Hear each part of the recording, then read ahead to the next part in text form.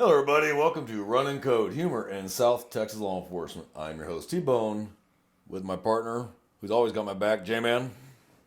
Yes, sir. Yes, sir. So, hell of a week. Busy week. I mentioned the last one, I got promoted. So, my paycheck's nicer. My workload is a lot worse now. So, I'm not a happy camper. I'm still in traffic. Yep. I just promoted to detective, but I'm still in traffic. There you I'm go. hoping to get orders and get the hell out. I need a break. But I'm not going to get a big break. It's going to be much worse. Well, you never know. I mean, you never know how the pendulum could swing in that way. True. That's true. So I think the positivity was the nice, much bigger paycheck and the really nice overtime rate. So I'm trying to find the positive. Man. Trying to find the funny and the positive. Yeah. But today, we're going to talk about and educate the public at the same time. Hopefully you find the funny. Cop habits. Yeah, because we have a whole bunch of them. We do, because it becomes ingrained in what we do for a living that you carry them off duty everywhere you go. Just a great example is I will not sit with my back to a door in any restaurant I go to. If I'm sitting down to eat, coffee shop, restaurant, my back is to the wall and I'm watching the door. And that's because we've worked robberies, burglaries, we see people get assaulted at restaurants, come in and hit them in the back of the head while they're eating, and we get recognized off duty sometimes, even not in uniform. We'll get recognized. And that's the dude we put in prison or jail, and he's pissed off. And criminals don't have the greatest impulse control.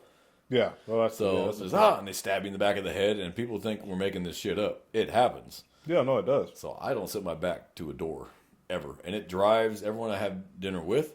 And if it's a bunch of cops, we're all going to fight for the seats against the wall. Yeah, I know it sucks because you feel like the odd man out when you're sitting with your back to the door. You don't even eat comfortably. What I tell the guy across from me is, if I tell you duck, you better be ducking. So that's just one example of a habit that follows us off duty. Yep. Driving. I don't drive. I still drive like I'm on duty. What I mean by that is I'm still watching cars. I'm still clocking speeds in my head. I'm still looking at license plates. I'm still looking at registration. I'm looking at burned out taillights, improper turns, not signaling, texting. And if I see a car that normally, if I was on duty, I'd be hitting the lights. I'm reaching down to turn on the light bar that doesn't exist in my personal car. And I'm trying to turn it on and going, oh, damn it, that's right, I'm off duty. It doesn't turn off because you do it for so long, it's an ingrained behavior. Yeah. But the plus side of that is, what's funny is we talked in the last episode about fleet crashes. Mm-hmm. But cops getting far less crashes in their personal cars than the regular citizens do. Yeah. So I don't know why. But we do tend to drive more cautious, though. We recognize dangerous driving behaviors in other people, apparently not in ourselves. But we recognize them in other people faster than anyone else. So we're already backing off and moving away from the situation that a civilian might not realize till they're right up on it and they can't get out of it. So yeah, you're still driving like you're on duty. You're paying attention to the cars around you, registration, smashed windshields, all that. You're paying attention to it and you're watching it. And you want to reach for the bar, you want to reach for the radio, and you're like, oh, I don't have one in my personal car. Yeah, I do that with temp tags. Yeah. I don't know, like Because that's my bread and butter. I got a great one the other day, too. Oh, it was beautiful. One pair of handcuffs later, off we go. Oh, man. And his uncle was, and his son-in-law, excuse me, was one of, he's one of us. Oh. And he called me. I'm like, yeah, sorry. No, nope, can't help. That was a felony. Nope, can't help. Sorry. He made his choice. It is what it is. It is what it is, yeah, at the end of the day. That's it. With the cutting brakes on a ticket is one thing. Cutting brakes on a felony is something else entirely, and it's not going to happen. Yeah, sorry. Not at all. I can't leave the house. If I'm leaving the house to go anywhere other than, like, I might not take my gun if I'm going to, like, my best buddy's house right around the corner. Mm-hmm. Probably not going to eat it there, and it's like a mile. Yeah. But if I'm going anywhere else, I have to have my gun on me. I feel naked without my gun on my badge. Like, I feel like that'll be the day that something happens right in front of me that I legally can't ignore, and I've got no weapon. Yeah. What am I going to point at them? My fingers? Finger guns?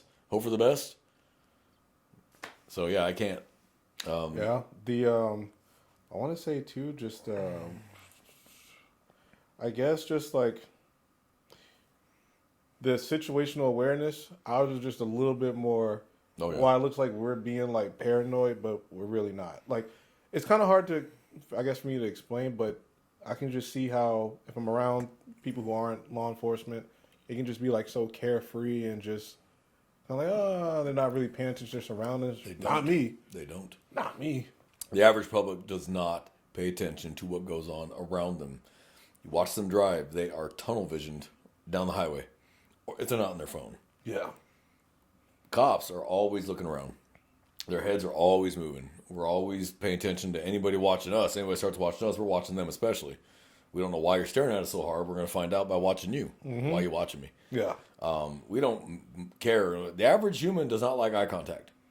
And we make a lot of We make a lot of eye contact. That's another thing I do and too. It makes you uncomfortable. You'll look away first. Yeah. And And we can read your eyes. Like, okay, you mean me harm if you had the chance. I'm watching you.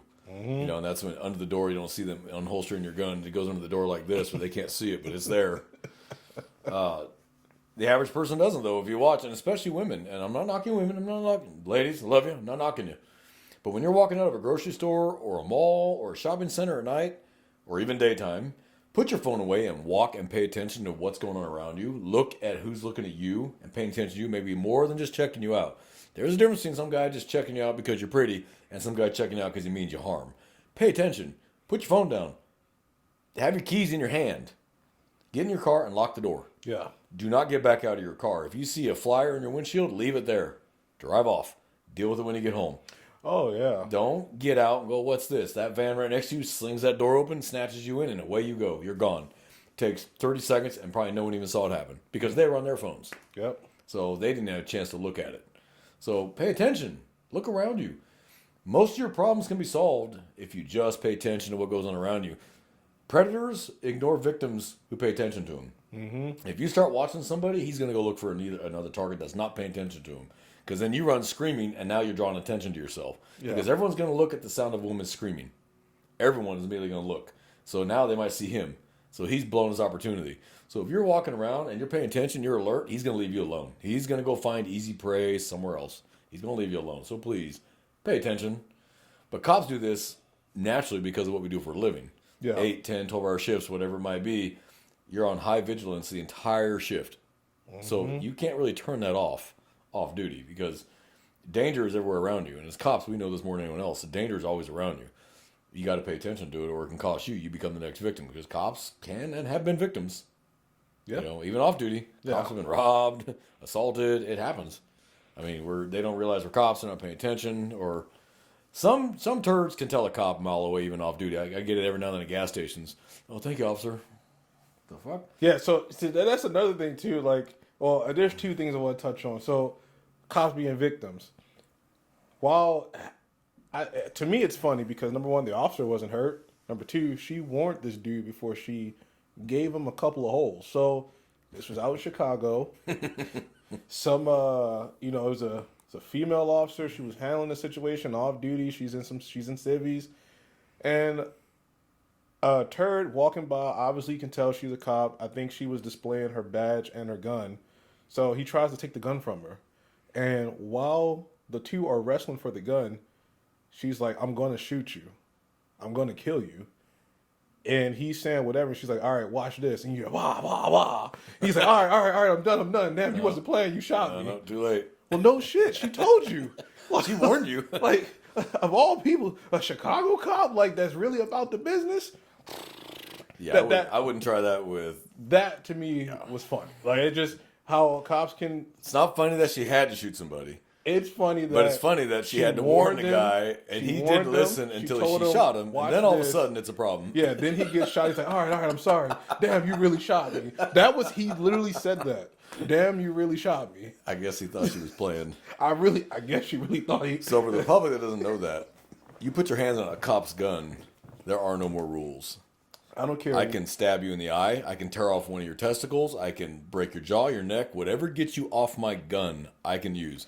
So if you get killed, you're not a victim of anything but your own stupidity for trying to grab an officer's gun. I don't care whatever state you're in, whomever your DA may be, that's U.S. whatever wide. Jurisdiction. That's U.S. wide. You grab any weapon on an officer's belt, felony offense, right off the board, and that is justifiable for us to use whatever means to prevent the criminal from happening. Including deadly. You grab my baton, you grab my taser, you grab one of my knives, I'm going to pull my gun. Yeah. And I'm going to put 3 holes in you. Yeah. And I'm going to be like, well, because those weapons' job is to incapacitate. Yeah. So he incapacitates me, now he has my radio, my gun, and he could end up killing me if I'm not already dead. No, sorry, you signed your own death warrant the minute you grabbed my gun. You just signed your own death warrant. Sorry, not sorry, but I have family, I have loved ones. I'm going home. And that was good situational awareness. Just had she had not been an officer, could have went a different way. Don't know that, but generally, police officers, sheriff's deputies, what have you, law enforcement, we just typically have better situational awareness. It's just because all day we're just hyper vigilant all day long. And that doesn't really shut off very easily. And that's why, so for spouses or significant others of law enforcement officers, please bear in mind that if he comes home and he's not quite cuddly immediately and he's not quite chatty immediately, sometimes he's got to decompress from the hypervigilance into his safe space. So everybody has a safe space. Now, I don't mean a college room where you go hide from the professor because he gave you a B instead of an A because it hurt your feelings that he graded your papers so roughly. That could be stressful. For us, the entire world outside of our house is a dangerous place because of what we do for a living. So our house may be our safe place where we feel we can let down our guard. We don't have to worry about being hurt or attacked in our own safe space. So we get to that safe space, which for us is usually home. We need a little bit to decompress. We need a little bit to come down, and we need a little bit to bring down our heart rate and our hypervigilance and kind of reintegrate back into being a family. And that's why it's actually helpful to have long commutes from the substation home. Yeah. Gives you time to jam out to the music, wash all that off from the day, just throw it out the door. By the time you pull in the driveway, maybe you're mellow. Yeah. That's what I used to do. I used to crank up the rock. Now, if I had a really crappy day, that's when you drive home with the radio off and the windows down, just like, good God, that was a horrible day. And I've had days like that where you drive home with the windows down and the radio off. Oh, yeah. Just going, mother of God, what did I get into today? But we need time to let down that hypervigilance. We need time to bring down that awareness that we've got so that we can function as a normal spouse, husband, wife, brother, sister, whatever it might be. It's just you need that minute. So I get it, the spouses that misses us and we walk in the door and they want to hug us and talk to us, have been gone all day, and they try to text you and you've been busy, so I haven't really been able to talk to you, and they want to go 100 miles an hour, and I get that. We appreciate that. We understand that. But you got to understand we need a minute before we just dive right into that. Yeah. And it could be too, like we've been around a dead body for most of the day. We need to immediately get out of our uniform because we can smell the death. And we don't really want to bring that home. We want to get out of this uniform as fast as we can and transition into home life. Yeah. Now I'm dad, husband, wife, whatever, mother, whatever it might be. Some things you don't want to bring home to our families. Some things you don't want to bring home. So that's another one. I always have to have on me at all times my credentials, my gun, my badge, a functioning watch, a practical one. I just have to have those items. I always have to have those items on me, even off duty. I have to have them. They're a part of me now that will never go away. And I worked plainclothes for a while when I was in TAG, and we had those things on us too. They were just hidden, but we still had them, so they were part of your uniform. So I might be wearing boots and jeans and a t-shirt and a backwards cap and a grungy beard, but I still got my gun, my badge, my credentials, everything's still on me. Because I'm still law enforcement. The only thing, you might not be able to see my radio, or I might not even have it. If I got backup behind me, they might have a radio and I don't. Yeah. Because they're watching my back for me. And here's hoping I don't have to chase somebody and now I'm on foot with no radio. I got a cell phone, whip it out, and call 911 while you're running and tell them who you are, and they'll relay it. You'll have 10-second delays while they relay everything, but yeah, they'll get the message eventually. Yeah. Knowing where you're at all times. Yeah, I can't drive without knowing exactly where I'm at, what cross street I just passed, Yeah, what cars are around me. I'm always looking at street signs. Yeah, Street what cars are around me. It doesn't go away. And planning routes of escape. Yes. I found myself doing that too a lot. Yep. Like I go into a restaurant. If I don't sometimes you're always gonna get that table that sits best like where you want it, but I'm already planning my exit routes. Yep. Do same thing in a movie theater. Like especially in a movie theater, I gotta get the furthest back row that I can. That's where I sit. And I gotta be right in the corner. I'm never sitting in the front of a theater ever. And just because as a child I've had bad experiences, people like to throw stuff from the top. But yeah, it's just something that's been just extrapolated upon since I've been in this career field.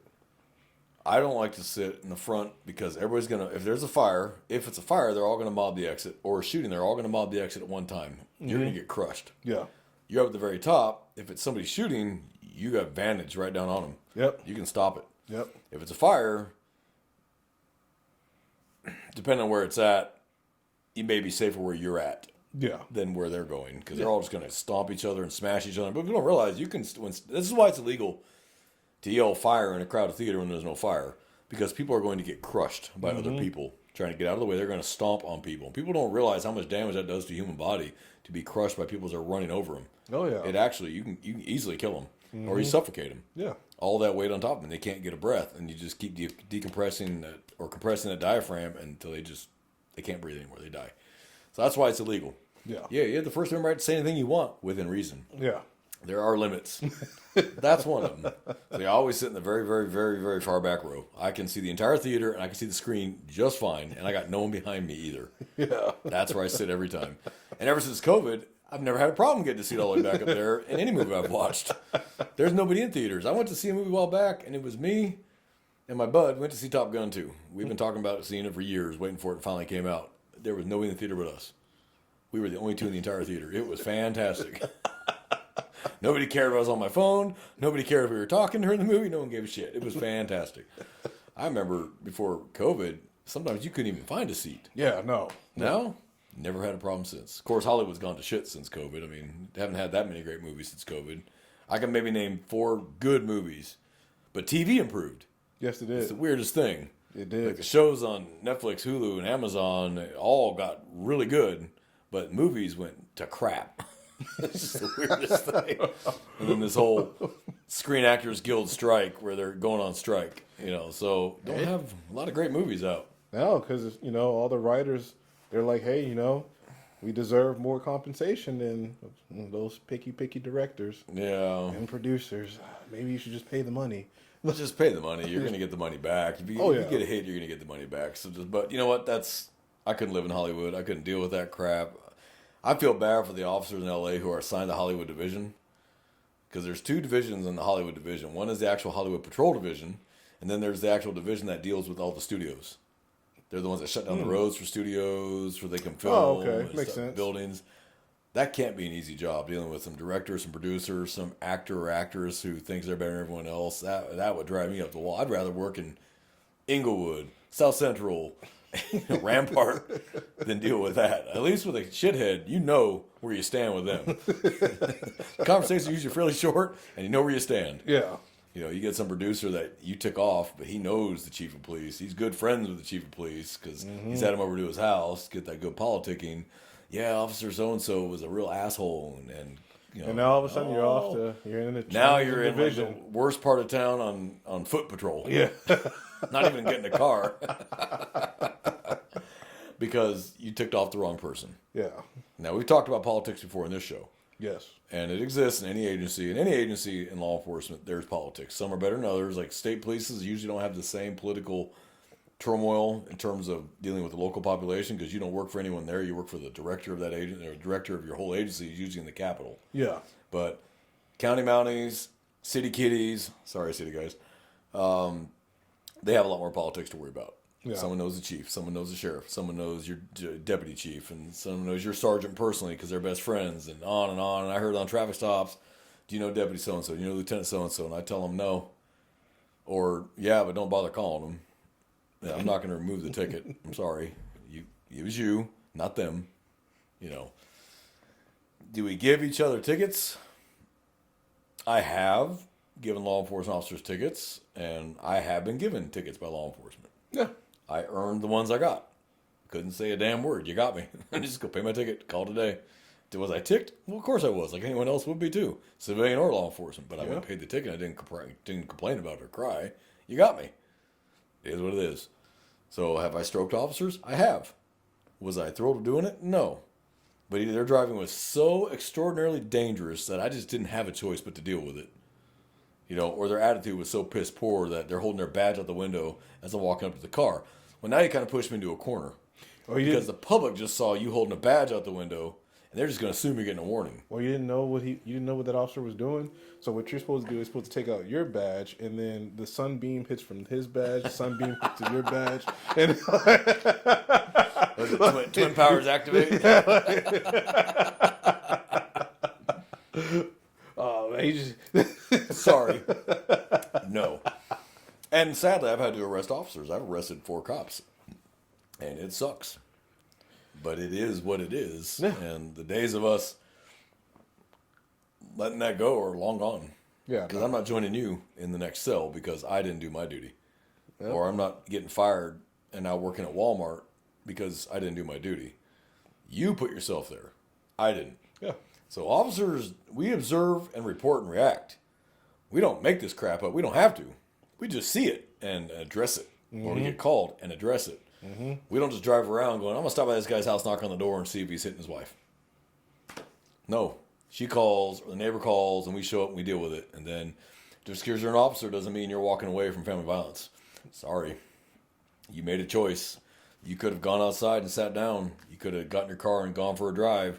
Yeah. You chose to stay there, smack your old lady. She called and the neighbors called. Now guess what?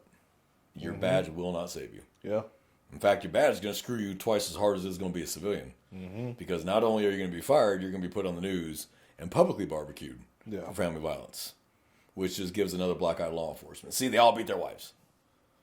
That's not true. I think the rate in law enforcement is probably the same as any other damn job on the planet. You just hear about law enforcement, so automatically they think it's always happening. Yeah. But anything an officer does automatically makes the news. Yeah. Only when it's bad. It's never when it's good. Never this officer ran to a burning house and saved 2 children. We had one of our deputies do that. Media never said a word. And he ran to a fully engulfed home and rescued 2 children before the fire department got there. It's not sensational. Never made the news. But I guarantee that officer would have punched somebody in handcuffs. That would have made national news. And there would have been riots. He'd have been fired. He'd have been barbecued publicly. His trial would have been public. I mean, the whole smash. Because the public doesn't care what officers do right. They expect you to do that. Yeah. That's your job.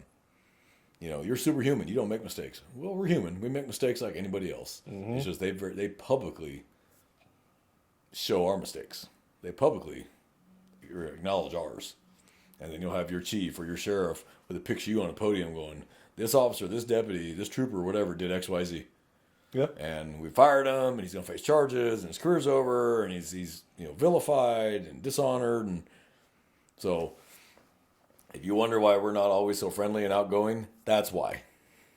Yeah, that's another thing too. Yeah, that could be that's just a common trait too. Just I don't want to call it standoffish, but I'll call it standoffish because it's exactly what it is. I guess like cautious. We're cautious who we make friends with Yeah. because you are known by the company you keep.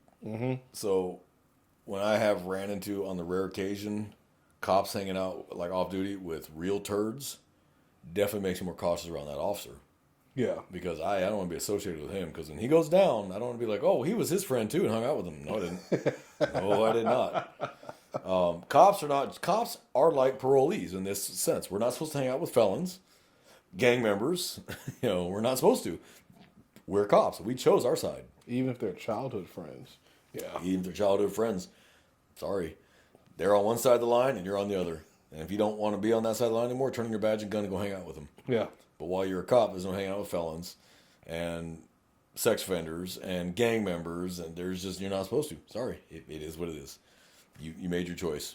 You picked your side. Yeah. And it's nothing.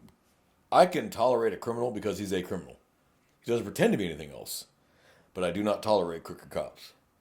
Yeah, because they're the worst. You took an oath, the same oath I did, but you dishonored yours and made us all look bad. And that erodes the public trust. Yeah. Like, I am an asshole. I'm a known asshole. I mean, like, I tell people I'm an asshole, and they tell me, oh, yeah, right, okay, just wait. But I've never been accused of having no integrity. I've never been accused of lying. I've never been accused of being a coward. So I can live with that. But as far as being friendly, no one who knows me has ever said I'm friendly. No one who knows me has ever said, oh, he's the nicest guy ever. They will tell you, oh, he's an asshole. And I told him at my funeral, don't you be up there on the podium going, no, he's the nicest guy ever, because I will come back from the dead to call you a liar in front of everybody. Folks, I'll do that. At his funeral, like, he's the nicest man ever. He donated. He donated to 12 charities. No, He raised a box full of kittens into full-grown cats. that I did. Even adopted a couple dogs because I like animals, not people. If you do that at my funeral, I'm gonna come back to life and haunt you for that one because I am not. But I don't get called a liar. I don't get called a coward. Yeah. I've never been called lazy, so I can live with those three. Mm-hmm. But no one will ever accuse me of being the nicest guy ever. Oh, he's so warm and cuddly. Must be talking about a different person then, because it sure as hell ain't me.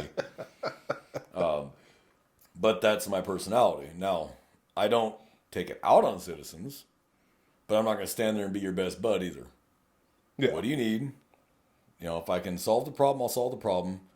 If you just need the shoulder to cry on, well, go find somebody else. That's not me. I'm not here to be your shoulder. What's your problem? I'll solve it. I'm out of here. I got things to do. And like you had said, people come up to you when you're trying to eat. It's annoying. If I'm in uniform and I'm at Whataburger, or I'm at McDonald's, or I'm at Taco Bell, or I'm at a Mexican restaurant, I'm enjoying my quesadilla, fajita quesadilla, nachos, leave me alone. Okay? One, I may have to leave any second for a call. And I've had to leave my food. So I'm going to wolf that food down like it's the last food I'm going to get, because it very well may be the last food I'm going to get for hours. Mm-hmm. And two, I never pass up a bathroom. Because you never know when you're going to be stuck in that 7-hour crash, and you can't pee because you're out in public and there's media on scene too. So you know where you can go to pee. Mm-hmm. And you can't leave the scene to go pee because you got to mark and measure and all that crap. So it really annoys me, and I get it. The public doesn't understand that. We're all supposed to be officer friendly. But if I'm eating and I'm wolfing down the food like I'm in prison and I'm about to get it taken away from me, and you want to come up and tell me about a crime that occurred to you in another state entirely, I'm going to cut you off and say, are you in danger right this minute? No? Then please leave me alone to eat. Now, kids are different. Kids don't understand. So when kids come up to me, I will talk to them. And I'll give them a sticker and I'll talk to them because I want them to be comfortable with me. Yeah. I want them to be comfortable with cops. I'm not going to scar them or frighten them away. But when the adults do it, I get a little agitated. And I always tell them, well, tell you what, give me your address, tell me what time you have dinner, and then I'm going to come over and ask you questions while you're eating. And you're going to get real annoyed real quick because you're trying to eat. And, oh, you're an asshole. I'm not trying to be. But common sense will tell you, leave me alone. I'm trying to eat. Yeah, that's another habit too, eating fast. Yes. Yeah, I can't. I mean... Like it's the last food we're going to get for a week. And then there's... Oh, and just, like you said, you mentioned it, holding your... Like, just not being able to pee... being able to pee, not pee for hours. That's one thing I've learned how to do too. I can go. Cops have steel bladders, 6-7 hours strong without, and I've had to pee the whole 7 hours. Yep. Because you just don't have time to. You just don't got time to pee. What have I heard? As a cop or an old person, never trust a fart and never pass a bathroom. I think they both apply. Yeah, they both apply. They sure do. Nothing worse than a little shark when you're in blues on duty and you're like, son of a bitch, it's gonna be a long day. Yeah. And I don't like going to public bathrooms at a gas station or a Walmart. I'd rather drive all the way to my house and just deal with it than use one of those and end up sitting on a needle. Yeah. Or slipping in someone else's feces. Ugh. Yeah. Oh, yeah, especially in just certain parts of town. People may say whatever they want, blah, blah, blah, whatever. You know you're going to use the bathroom. The bathroom's going to be cleaner in the better parts of town versus the not so better part of towns. Yeah, I'll use the bathroom at the Starbucks in the rich part of town. Yeah. It is what it is. But if you think I'm going to the neighborhood corner store in the ghetto to use their bathroom, no. Especially the bathrooms that are on the outside of the building. Oh, hell no. I'll get hepatitis just from sitting on the toilet seat. I know women hover. We'll start hovering just as fast. I'll levitate. I'll find a bush if it's at night. I'll just drive way out to the rural area and just use a bush. I don't care. But those are just some of the things as habits that follow us as cops off duty because it's kind of ingrained behaviors. It's learned behaviors that save your life because ultimately everything boils down to our safety. So the threat to our safety is any human's highest drive is to survive. Mm-hmm. So anything that even looks like it might be a threat to us, we're definitely paying attention to. So when you have your entire shift, every traffic stop, every call for service, every door you knock on could be your last. Yeah. That's why cops I don't stand in front of doors even off duty. When I knock on a door, I still stand off the side. So if you shoot through the door, you're going to miss. Yeah. Now, I'm not going to just return fire because I have no idea what's on the side of that door. but I'm never ever going to square off in a doorway. And I hate those long bricked, walkways up to a house. I'll knock on that door and walk right back all the way. I don't care if it's 20 feet down. And I'll just kind of have half my head sticking out. Hello, when they answer the door, how's it going? Can I talk to you for a minute? Yeah, why don't you come on out here? I want to wave in that house. I don't know what else is in that house. I want you waving the house. Come down here and talk to me. And I make them face their house or the back of the house. I face the front of the house. So I see what's coming out the door. Yeah. I make them put their back to the door. Not above using you as a shield if you're a turd. Little lady, no. I'm going to move her out of the way. But if I'm talking to you and you're a straight up prison strong gangbanger, yeah, you're my shield. You chose your life. So, but listeners and now watchers, I forgot to mention that, and I'll mention that again. We hope you enjoyed the show. We hope you learned something. Please don't take offense at this because you don't understand it. And it's not that you don't understand it on purpose. It's ignorance. Ignorance does not mean stupidity. Ignorance means lack of knowledge. That's all it means. We're giving you the knowledge, though, to understand now that if you approach an officer who's eating and they don't seem like they want to have a chat with you, don't take that personal. He's not doing it to be mean. He's fully aware that radio could go off any minute and he's going to have to drop his food and go. And he may not get to eat. So he wasted the money and he didn't get to eat. And he may not get to eat the rest of the shift depending on what the call is. Yeah. So don't take that personal that he doesn't want to talk to you. Now, some officers are ruder about it than others. I was never particularly nice about it. I probably could have been nicer. Yeah, whatever. Lessons learned. I'm a little more polite about it now because I have a little more time now. In the position I'm in, I don't have to respond to calls. I will still if I'm in the area, but I don't have to. So it's not quite the urgency it is for me. But a regular patrolman, he may have to leave in a minute. So don't take that personal and get mad or complain because he told you he didn't want to talk to you. He's trying to get his food and wolf it down. If you watch cops, patrolmen especially, they eat and they get out. Or they'll eat really fast, and they may hang out for a little bit, but they're going to get the food down quick. Yeah. That way, it's done. If they have to leave, now at least they got food.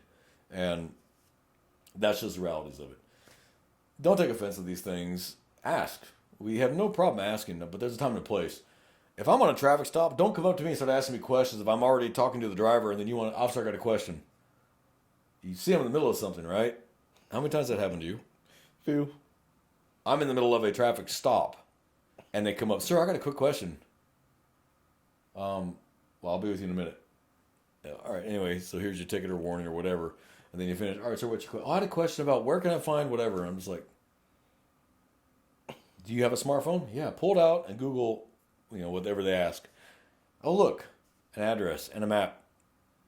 Have a nice day, sir. Oh, you're not going to be rude about it. Well, you asked me a very dumb question. Now, my mom always told me growing up there's no such thing as a dumb question. Being law enforcement has determined that's a lie. There are dumb questions. There are some dumb questions I've heard. There are some dumb questions. Not all of them, but some of them are.